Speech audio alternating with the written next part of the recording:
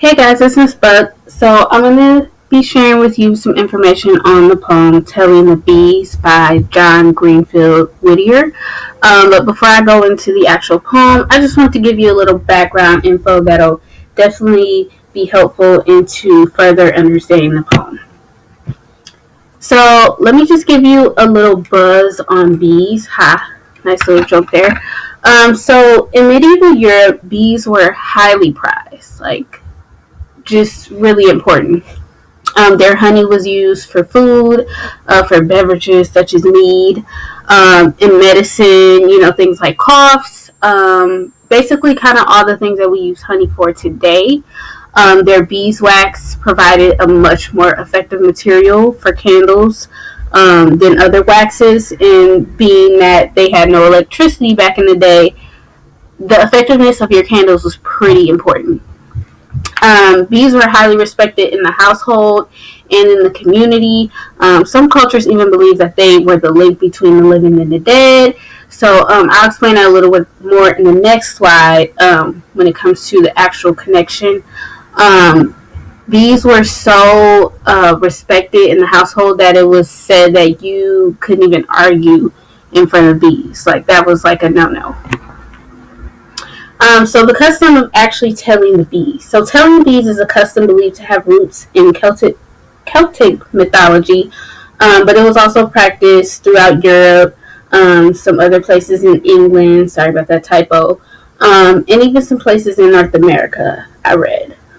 So when something important in the family happened, the head of the household would go and literally tell the bees. So go out into the garden or wherever the hives were and tell the bees. So if a couple got married, for example, the couple would have to go together and go out and talk to the bees.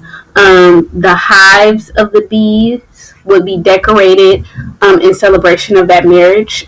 Even they would leave out like pieces of cake for the bees to, again, symbolize the fact that the bees were part of the family. They were part of the community. So if a death happened in the family, the hive would be draped in black, just like we would drape ourselves in black if we went to a funeral, to allow the bees to mourn. So again, this reiterates the fact that bees were highly respected and that they were a community and they were part of the household just like any other family member. So if a man of the house passed, the lady or the wife of that man would go out and she would gently knock on the hive of the bees and tell them of the news. And there are a couple rhymes that were said by that wife, but basically they kind of summarize the fact that, okay, your master is now gone, he's no longer here, but I, as the mistress of the house, will take care of you. Because it was believed that if important things were not told to the bees, they would leave. So if the death was not expressed or told to the bees would then therefore be inclined to depart from that household, which was not a good thing.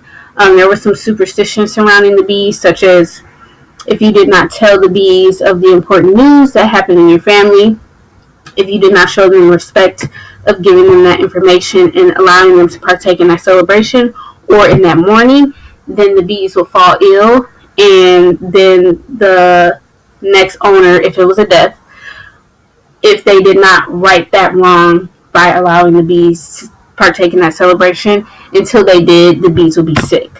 So just a lot of superstitions around bees. They were highly important, which was a surprising thing to learn about. So again, this is going to help you get a better understanding on what is happening in the poem Telling the Bees.